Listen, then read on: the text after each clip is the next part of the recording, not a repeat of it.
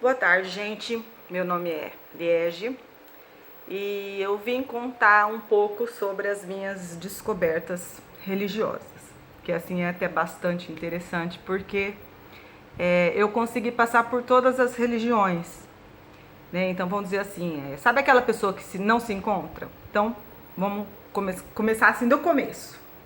Então vai começar a abertura aí e a gente volta.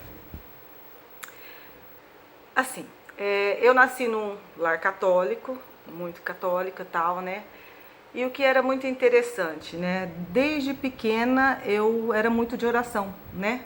Muito de oração e, e sempre aprendi a gostar de igreja, de imagens, e na missa desde pequena. E aí eu sempre ia. Com 14 anos eu orava o terço inteiro, o rosário, o famoso rosário. Então eu ia, Pai nosso que estava no céu, santificado, papapá. Só que aconteciam umas coisas interessantes quando eu orava o terço, né, com 14 anos. Eu começava a contar as bolinhas, né, e Pai nosso que estás no céu, santificado, passava assim, tipo, eu tava no terceiro mistério, eu mudava o sotaque sem querer. E eu achava aquilo um barato, né, e eu começava... Pai nosso que estais no céu, santificado seja o vosso nome, venha a nós o vosso reino, seja feita a vossa vontade. Assim, meio parecia italiano, parecia meio português, uma coisa meio sem entender. Mas eu achava aquilo bonito. Então, meu hobby com 14 anos, tocar violão, que eu amava, eu não era muito de sair, e rezar o terço todo dia. E até que, isso sendo católica, até que um dia, com 14 anos, eu tava dormindo, eu caí do meu corpo, né? Eu falei, gente, mas eu tô vendo minha irmã dormindo, eu tô vendo o quarto, eu tô vendo... como que eu caí da cama, né? E aquilo era desdobramento, eu nem sabia que eu tava entrando em desdobramento, nem sabia o que era isso. E era desdobramento, foi o primeiro desdobramento que eu tive e foi muito interessante, mas no medo, porque eu comecei a ouvir como se fosse assim... vozes, né, uma coisa assim meio estranha, e eu voltei, consegui voltar correndo pro corpo, olhei, quando eu olhei eu vi minha irmã dormindo, eu vi tudo estava no mesmo lugar, e eu falei, gente, que coisa estranha.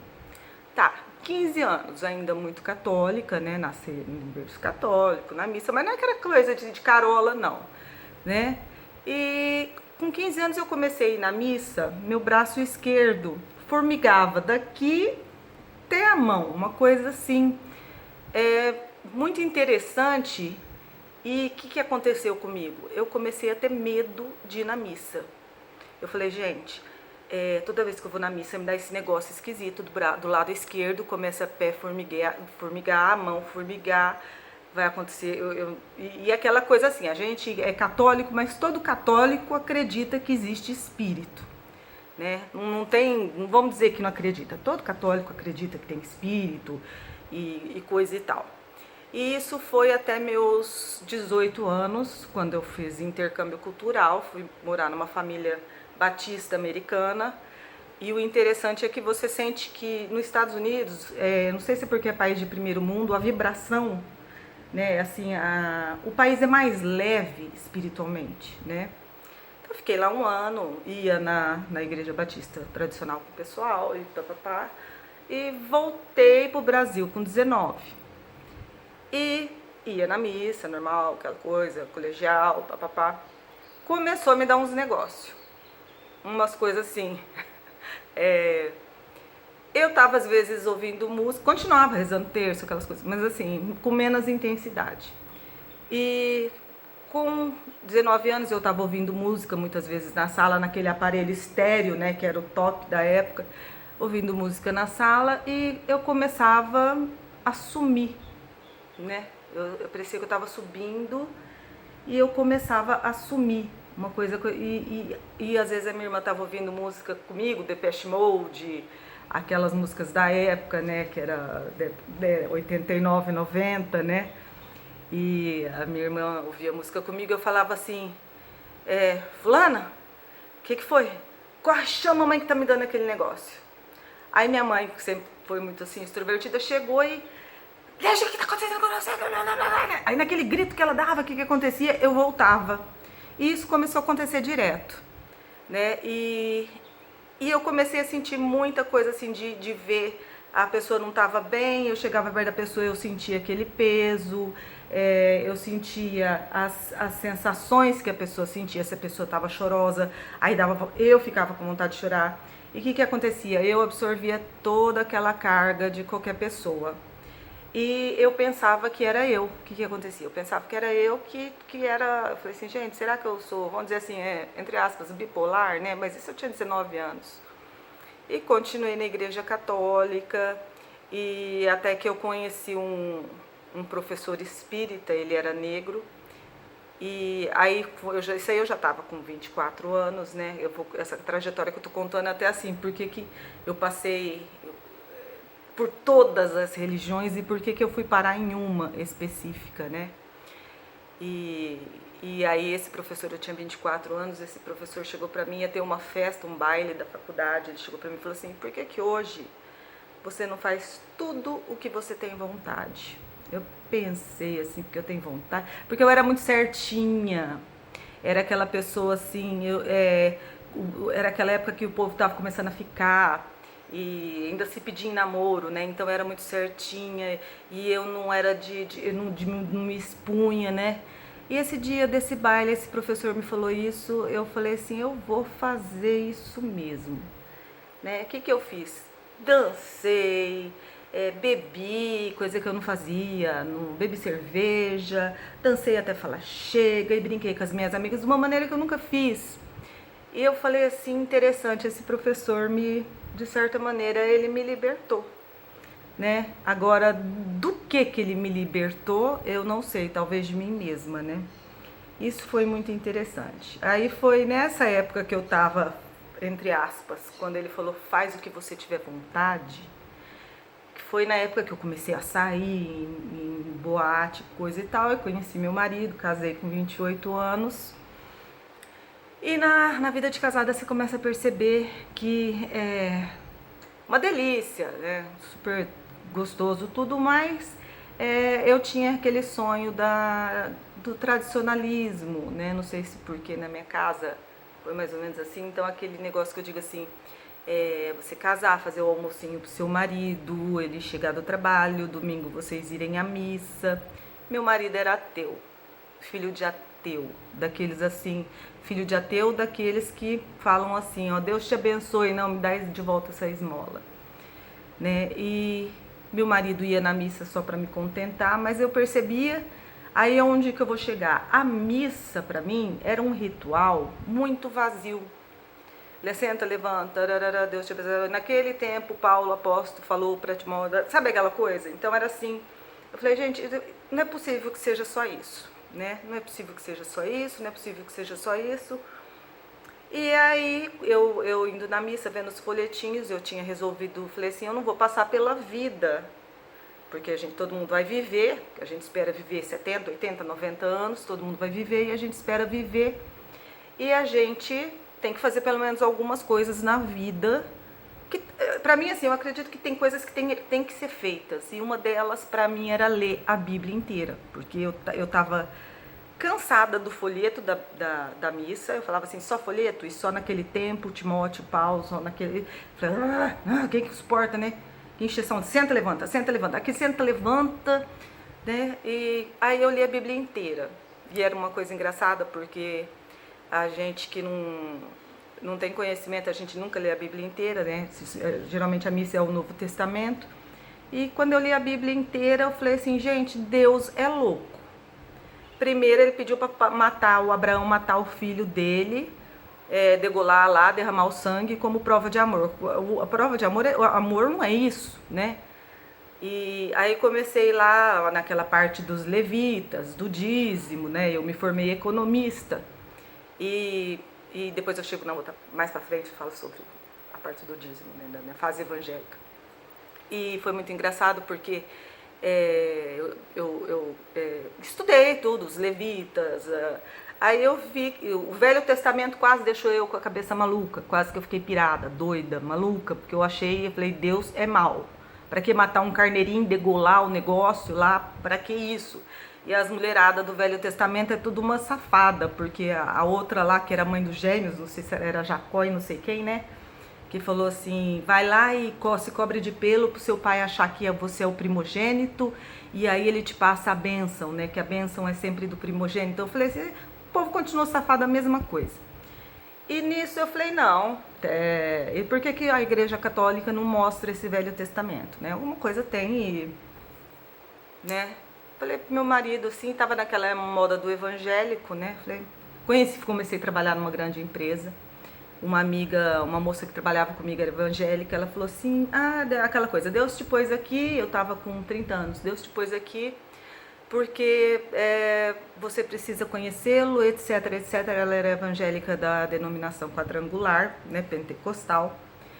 E aquilo assim, eu já era curiosa, eu já rezava desde os 14 anos, eu já tinha lido a Bíblia inteira, eu tinha um monte de indagação porque eu achava que tudo que eu sabia sobre Deus era muito pouco, né?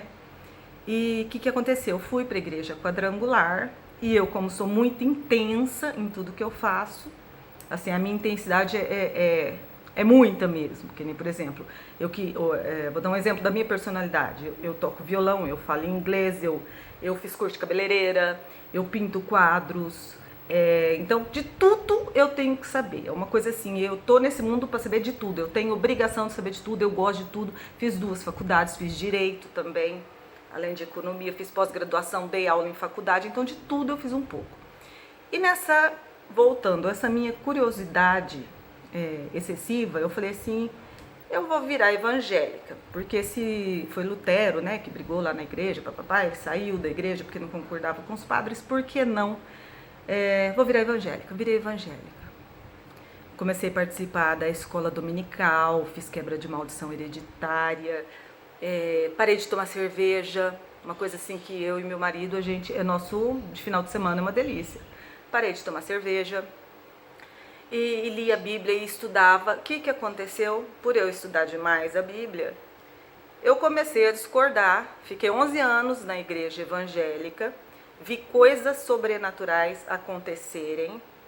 A igreja evangélica, na verdade, ela foi a minha melhor escola, a pentecostal. Foi a melhor escola de mediunidade que eu conheci.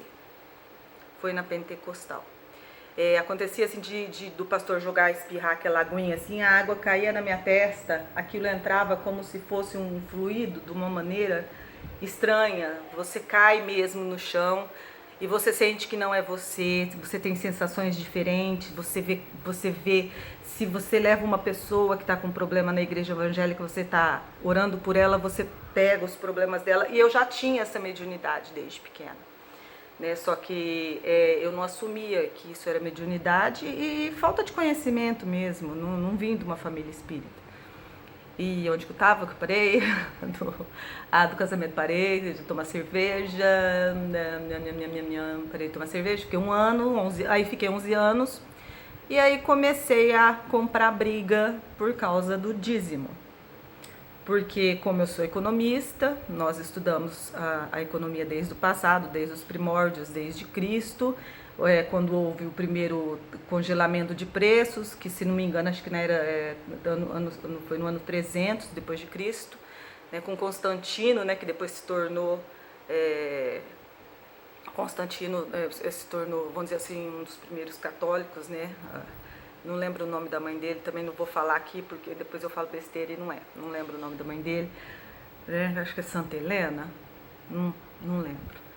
E aí comecei a estudar e o que eu percebi? O dízimo, pelos levitas, ele foi feito para uma vez a cada 4 anos na colheita ser dada aquela parte da colheita, dos animais, da plantação, para os levitas, que era uma das famílias, né, que eram várias famílias, das famílias escolhidas, e esses levitas administravam para sustentar as viúvas e órfãos. Então eu falei assim, hoje a igreja não necessita de dízimo, porque quem assumiu o papel, né, eu acho que eu até vou comprar briga com muita gente sobre isso, quem assumiu o papel dos levitas hoje é o governo, é o Estado, a gente paga INSS, a gente paga tributação. Tinha tributos, Mas na época dos levitas não tinha tributos, porque acho que nem monarquia tinha, né? Eram tribos que se juntavam, brigavam entre elas, etc. E eu já cheguei a escrever carta até para o Silas Malafaia. Não obtive resposta, me ignorou porque meus argumentos eram todos fundados, né? Tinha tudo fundamento. Até que um dia, indo na 11 anos na evangélica pentecostal e participando de oração no monte, aquela coisa toda, quebrei todas as minhas estátuas, quebrei da minha mãe também, quebrei terço e bentém, fiz tudo que eu tinha que fazer de fanatismo na evangélica, eu fiz. Até que um dia eu estava trabalhando e senti vamos dizer assim, uma entidade do meu lado. Essa entidade não me fazia mal, mas estava do meu lado e eu sentia aquela entidade do meu lado. Eu falei assim, gente, como é que eu faço para tirar essa daqui do meu lado? Como é que eu faço? E fui na Universal, fui na Universal umas 4, 5 vezes, o pastor rezava, o negócio baixava em mim, eu deixava baixar, ele punha a mão para trás, o que você é? Sou fulano de tal, eu odeio fulano, odeio ciclano, vou matar todo mundo, papapá. E o pastor, saiu, irmã? Não, tá aqui do meu lado. E o pastor de novo, saiu, irmã? Não, tá aqui do meu lado. Aí até que eu cansei de falar, não, tá aqui do meu lado, eu falei, não, pastor, saiu, mas que tinha saído nada, ele tava lá fora, era só esperando eu sair lá fora pra me pegar de novo. Aí saí, senti a entidade encostar de novo, tá, beleza. Eu falei, e agora, né? Eu era católica, para virar evangélica já foi um sufoco, né? E fui num centro espírita kardecista. Numa quarta-feira assisti aquela palestra assim, falei assim, ô saco assistir palestra. Assisti aquela palestra, palestrante nem bom era, na verdade, porque tem palestra melhor, né? Mas era o que tinha na época. Chegou no final, falei, preciso tomar um passe. Ah, hoje não tem passe. Eu falei, o quê? Né? Falei, gente, pelo amor de Deus. Eu vim aqui para tomar um passe, tem uma entidade do meu lado, tá aqui me incomodando, já fui até na Universal, ninguém consegue tirar. E eu preciso tomar um passe. Aí me deram um passe. Eu falei, posso deixar incorporar? Como eu já estava na igreja evangélica, a gente já incorporava o Espírito Santo, não era novidade nenhuma para mim. Só deixar de concentrar, relaxar, deixar vir. Né? E o que vem na mente, você sabe que não é você, é aquela entidade que tá falando. Aí tá, incorporei a entidade lá, e aí aquela, né, aquela respiração ofegante, falou que estava do meu lado, porque achava que eu era uma pessoa forte que poderia encaminhá-lo para a luz. Né? Aí ele foi doutrinado, beleza, foi embora, eu fui embora para minha casa numa paz. Ai, peraí que minha perna tá doendo. Ai, fiz superação do joelho. Depois a gente corta essa parte. Aí fui embora numa paz muito grande e falei assim, você quer saber? Se a única, foi tudo quanto é lugar. A igreja evangélica foi onde eu mais passei aperto financeiro na minha vida com meu marido, porque o evangélico ele só fala do capeta, né? Vamos dizer assim, é só o diabo. Ah, minha irmã, vamos estar amarrado em nome de Jesus, é só o diabo. Então eu tô chamando o diabo pra minha vida, chega. A católica é só naquele tempo, Timóteo, Paulo, assim, assim, assim. Não falando mal das igrejas nem das denominações. E aí fui trabalhar no kardecismo já, pela mediunidade já, né, assim, muito forte que eu tinha, né? Tinha intuições, eu tinha sonhos, tinha desdobramento, mas eu não conhecia nada disso. Eu já entrei no curso de médiums e no estudo do Livro dos Espíritos. Trabalhei 4 anos, a gente trabalhou no centro espírita onde trabalhavam com pessoas depressivas. E eu percebi o seguinte, aqueles espíritos obsessores que muitas vezes estão com aquelas pessoas que estão depressivas, muitas vezes eu sentia que eles eram doutrinados, mas muitas vezes me acompanhavam até minha casa. Ou se não eram eles, eram da gangue deles, ou eu não sei dizer de onde, mas a minha casa começou a afetar meu filho, a afetar minha casa, a afetar meu marido. E eu falei assim, tem alguma coisa errada. Né? E foi até um dia que eu pedi socorro para uma das supervisoras e mandei um zap, ela não me respondeu o zap. Eu falei, pô, a gente socorre os doutrinos mortos, doutrinos espírito, mas a gente que está vivo aqui não recebe socorro. Eu falei, não, isso também está errado, né? E fui num outro centro kardecista, onde era um senhor japonês, e eu me consultei com um médium incorporado, que é diferente do nosso mesa branca, né? Me consultei com um médium incorporado, e esse médium incorporado chamou um outro médium, porque tinha uma entidade do meu lado, que era aquela que eu sentia que estava atrapalhando, e ele incorporou, como se fosse um transporte, puxou o outro, eu conversei com aquele espírito que estava do meu lado, e o médium incorporado de um espírito de luz conversou comigo. E saindo desse centro eu recebi um incenso e umas ervas, né? Para um incenso para eu queimar em casa, fazer uma oração, etc, etc. Fui procurar uma loja onde eu achava esse incenso, onde eu achava ervas para fazer defumação, turíbulo, que eu achava, eu já sempre gostei disso, né? E fui procurar uma loja, foi onde eu conheci uma moça, né? E ela me falou assim, aí eu falei, eu fui no centro kardecista num japonês assim, né? E ele me deu um incenso, eu vim comprar incenso. Ela falou assim, é um japonês fulano de tal? Sim. Ela falou assim, ele toma passe com a gente no meu centro. Eu, nossa, mas qual que é seu centro? Ah, eu sou da Umbanda. Ela ainda brincou assim, eu gosto do balacobaco. Eu sou da Umbanda. Eu falei assim, Umbanda, nosso preconceito, se tivesse assim, como fazer assim, preconceito caiu. Caiu assim em cima de mim, porque eu tinha preconceito. Eu falei assim, nossa, meu Deus do céu, macumba. Eu falei, e agora? Eu falei assim, bom, mas se o japonês que é kardecista, mesa branca, kardecista, se ele foi, né? Então eu vou conhecer essa coisa aí. Fui. Chegou lá, né? Tomei o passe, achei muito bonito. Começou com uma leitura de Kardec, do Livro dos Espíritos, etc. Aí aquela gira, né? Que eles ficam todos de branco. E, né, tem dia de preto velho, dia de caboclo, dia cada, né? Depois eu fui descobrir porque que era assim que funcionava, que eles usam arquétipos, né? Eu não sabia, né? Que às vezes até um espírito de preto velho pode trabalhar, pode ser um médico que em uma das vidas pode ter sido um escravo e às vezes na Umbanda trabalha como preto velho e no kardecismo como, né, um espírito de luz. Então, mas o meu preconceito era imenso. Fui nessa casa de Umbanda, tomei o passe, fez transporte. E na hora a dirigente da casa, ela falou assim, filha, você tem mediunidade, né? Eu falei assim, tenho. Eu estava trabalhando num centro kardecista, assim. Ela falou assim, eu percebi que ela ficou assim, ela ia falar alguma coisa, mas não falou. E foi muito interessante que ela falou assim, onde você vai? Eu falei assim, eu vou num centro kardecista. Aí ela disse assim, ah não, você tá indo numa boa casa, você fica tranquila, você tá indo num bom lugar. E aí eu olhei pra ela assim do nada, não sei por que eu fiz isso, olhei pra ela do nada e falei assim, olha, eu não tenho preconceito, mas eu tinha um monte de preconceito, um monte. Ela me puxou pela mão, que na verdade não era ela, era a entidade que ela estava incorporada, era um homem, né, era um caboclo. Me puxou pela mão e falou assim, então você vai fazer ponto de fogo e você vai ser médium umbandista, porque você tem as 7 linhas da Umbanda esperando você trabalhar num centro de Umbanda. Minha casa caiu, né? Eu falei, meu Deus, eu vou virar macumbeira, né? Chegar a falar isso na minha mãe, meu pai, falei, e aí, meus irmãos? A casa caiu, porque para mim Umbanda, quimbanda, candomblé, tudo que anda para mim faz o mal e faz o bem, etc, etc.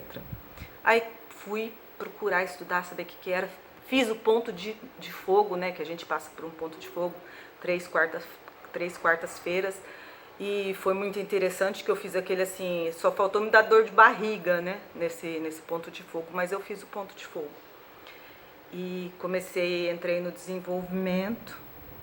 Primeira coisa que me aconteceu depois de 2 meses no desenvolvimento, eu levei um tombo e eu arrebentei os ligamentos dos 2 joelhos de uma vez e fui parar numa cadeira de roda.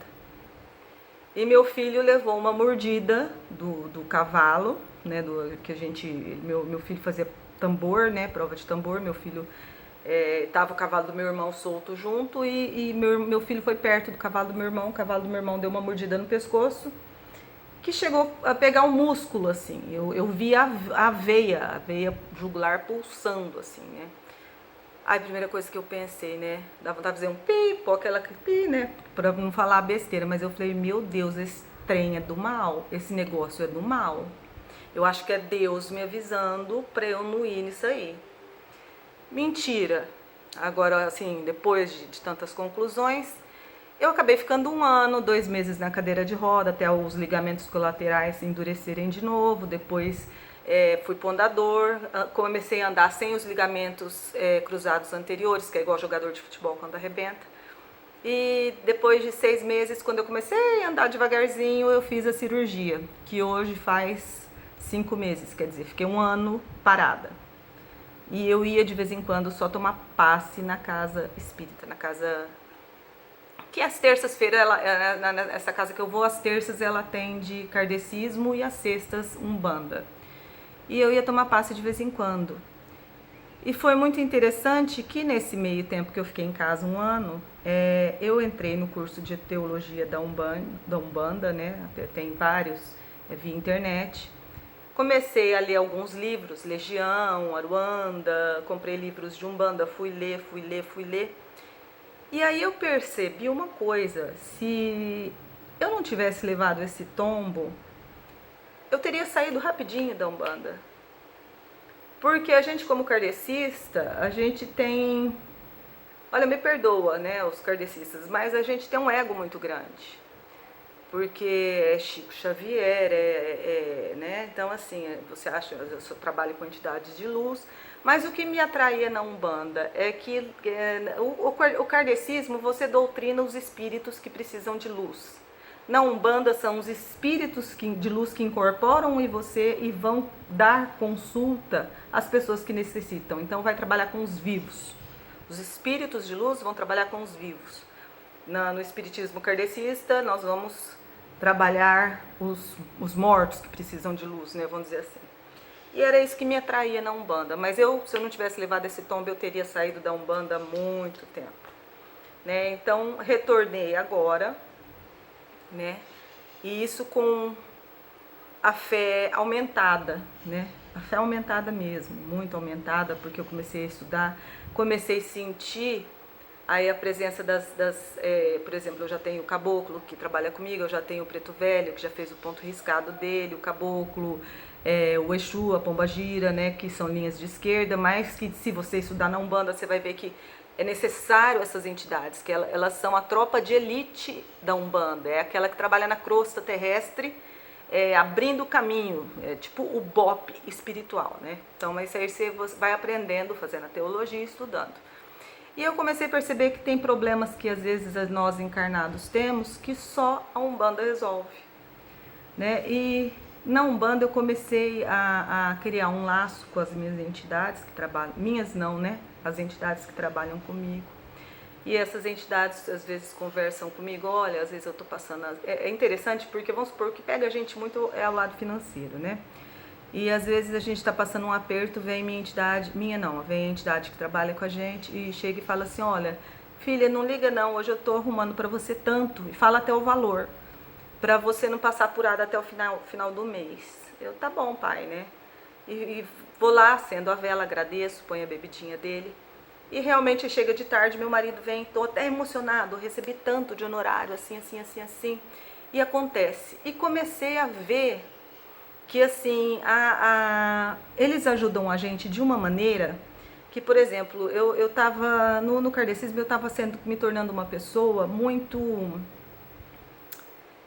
vamos dizer assim, a gente começa a ficar muito, não é pessimista, mas assim, como é lei do karma, então eu vou passar apertado numa boa esse mês, porque eu tenho que passar por isso.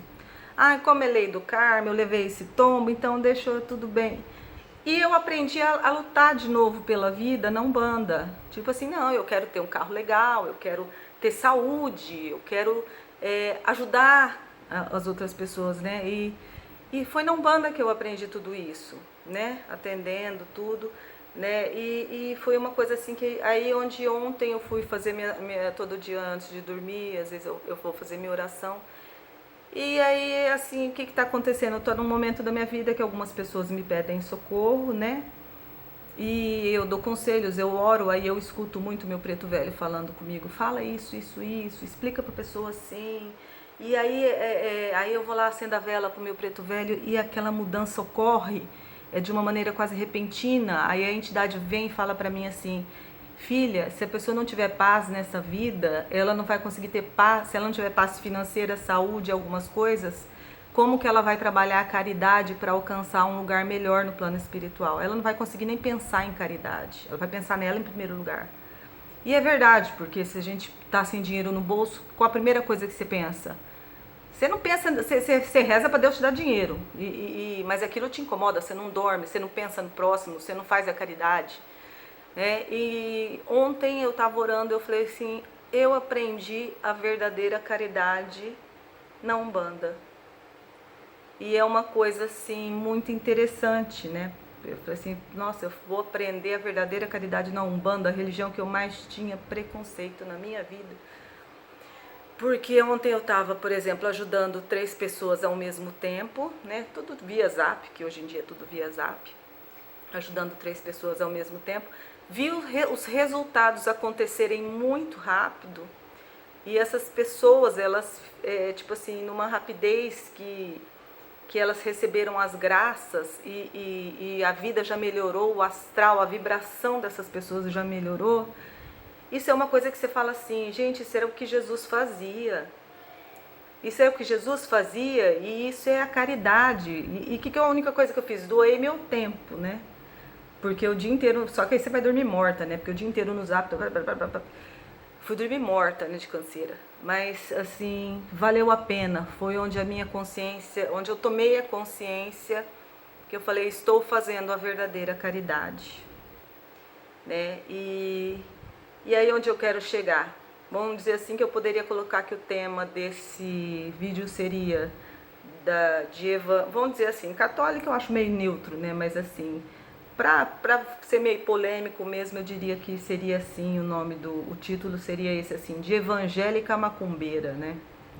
Acho que é um título que mexe, acho que aguça a curiosidade da pessoa que vai ouvir.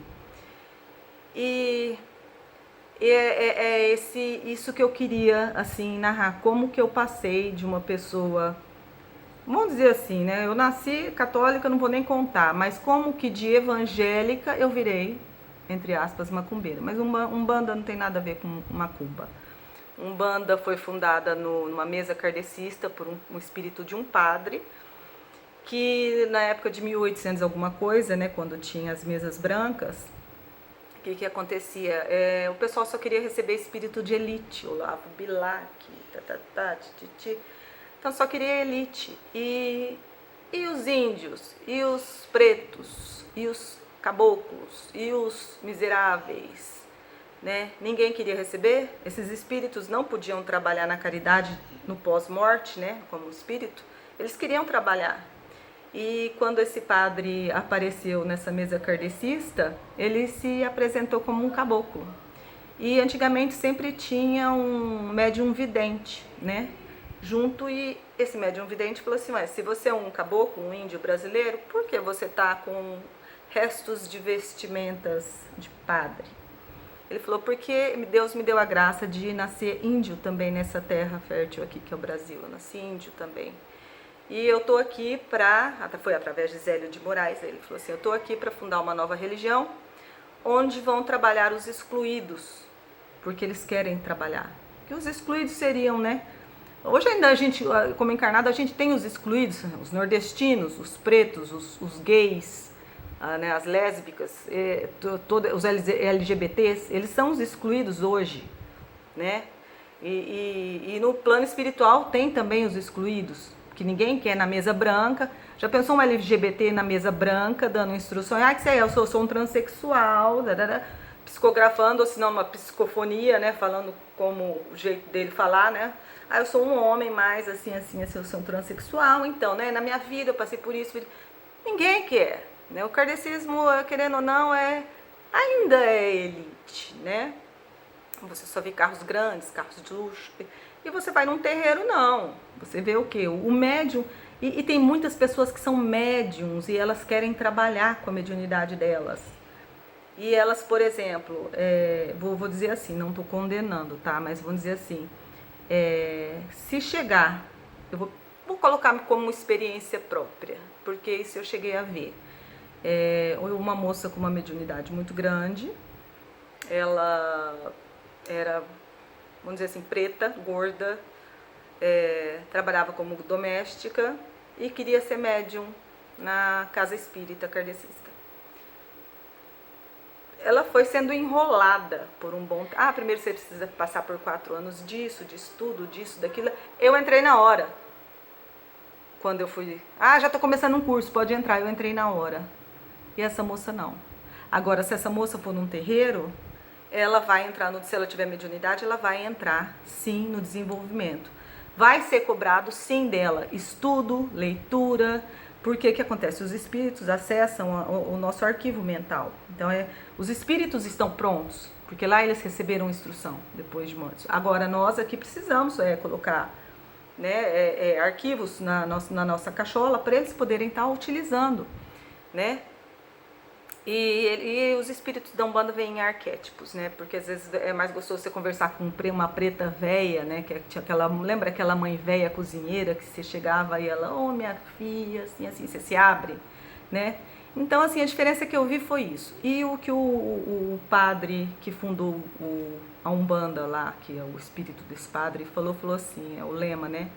Com os mais inteligentes nós aprenderemos, e com os menos inteligentes nós ensinaremos, e todos nós aceitaremos. Foi essa a proposta. Por isso que eles trabalham em linhas de arquétipos, de caboclo, preto velho, exu. Então, por isso que são os arquétipos, né? Mas isso você fazendo uma teologia, você fazendo um estudo, você vai ver quão necessárias são essas linhas de trabalho. Tem coisa que hoje eu descobri que somente a Umbanda consegue alcançar algumas coisas que no kardecismo às vezes você vai ficar anos e não vai alcançar algumas coisas, algumas curas, eu não sei explicar, mas na Umbanda você alcança. E te modifica muito, por exemplo, 4 anos que eu fiquei no kardecismo, eu não tive a reforma íntima de 1 ano que eu fiquei na cadeira de roda com o joelho operado na minha casa, apenas lendo os livros e estudando teologia da Umbanda. Então, vou finalizando por aqui, que é isso que eu queria passar. Pretendo fazer outros vídeos, e esses outros vídeos de outras experiências, assim, de incorporação.